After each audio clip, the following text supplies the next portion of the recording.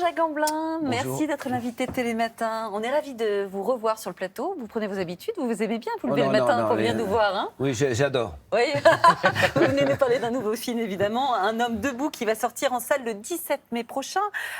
Vous êtes très sélectif franchement dans votre... Enfin c'est l'impression que vous donnez en tout cas dans le choix de vos films. Pourquoi celui-ci vous a attiré? Qu'est-ce qui vous a plu dans la promesse de ce film?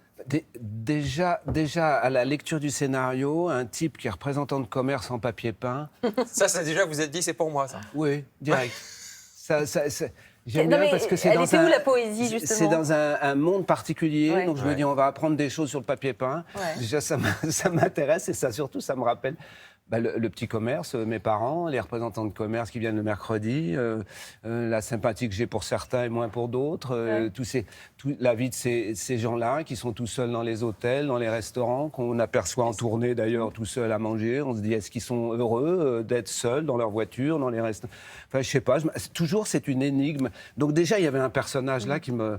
Et un vrai thème de société, effectivement. Et puis alors après, évidemment, il y a l'histoire, il y a la relation avec cette femme qu'interprète Zita Enro, qui est poussée par son patron à pousser ce type dehors. Parce que vous ne voulez pas partir. Hein. Non, vous êtes dans cette usine, enfin de cette entreprise de papier peint, et on veut vous foutre à la porte. Vous êtes trop vieux, vous êtes ringard. C'est pas bon pour l'image de la société. Je suis ringard, mais je fais mes chiffres. Exactement. Ouais. Vous êtes un très bon professionnel, et pour autant vous il a ses méthodes, il a ses petites façons, il a ses petites manipulations, mais il fait du chiffre, il vend du rouleau. On va voir un extrait, mais d'abord, quand vous avez lu le scénario, vous vous doutiez qu'effectivement le thème de la retraite, du départ à la retraite, comme ça, de quelqu'un qui n'a pas forcément envie de partir, ça allait se retrouver comme ça en haut de l'actualité. Non, évidemment. Et puis Florence Vignon non plus, sans aucun doute. Oui, on tombe là. Le film a été tourné juste à la sortie du Covid. C'était déjà il y a 2 ans. Je sais plus, 3 ans. Et là, c'est un vrai débat de société, effectivement. Et entre ceux qui ont envie de partir plus tôt, ceux qui ont envie de rester plus tard. En tout cas, lui, il se rapproche de quelqu'un, d'une certaine façon, qui est plus proche de gens un peu comme nous, les acteurs ou les artistes. Il y a des passionnés des de leur passionnés, travail. voilà, c'est des métiers passion. Donc à partir de là, et puis il est un peu en solo dans sa vie aussi. Ouais. Le métier, le travail lui donne du sens. Oui, ça compense beaucoup de choses. On va regarder la bande-annonce, Jacques Gamblin. On continue de parler du film après. Hein. Ça marche. Je fume beaucoup. Et vous avez jamais pensé à ralentir? J'ai quand même beaucoup diminué. Là, nous avons un magnifique motif d'inspiration végétale. Non, mais je parle du travail. Pourquoi vous voulez que je ralentisse le travail? Venez toucher la qualité. Que vous imaginez peut-être que je vais me taper l'ancêtre là jusqu'à ses 70 piges? Parce que c'est la loi, c'est ça? Il va pas revenir à la charge au moins, rassurez-moi. Non. Je l'ai bien vu son manège, mais ça se passera pas comme ça. Il est bon, hein, mademoiselle. Il m'a à chaque fois le coquin. C'est légal. Merde!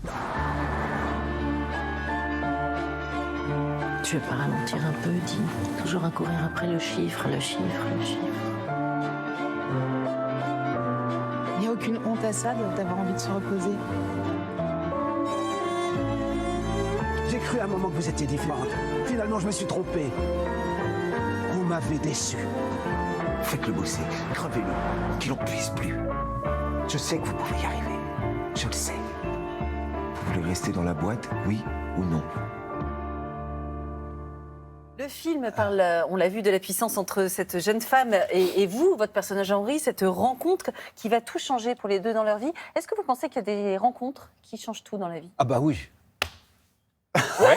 Vous pensez à qui? Je pense à pas mal de gens. Il y en a eu beaucoup pour vous qui ont changé votre vie? Ah oui, déjà, le premier qui m'entraîne vers ce métier alors que j'ai 18 ans et demi, Hubert Lenoir, qui m'emmène là dans cette compagnie professionnelle où je deviens technicien à presque 19 ans, où je connais absolument rien et j'ai embarqué là, ça change ma vie. Oui, je rencontre pas cette personne, je suis pas là avec vous, c'est dommage. Et une autre rencontre, justement, regardez, quelqu'un qui a quelque chose à vous dire. Un homme debout. Ça te va bien, ce titre, Jacques? Ça te va bien. Je t'ai connu ces derniers temps plutôt un homme qui danse. Je t'ai connu aussi un homme qui écrit. Je t'ai connu un homme qui court. Peut-être qu'un jour, t'auras envie d'être un homme qui navigue. Sait-on jamais.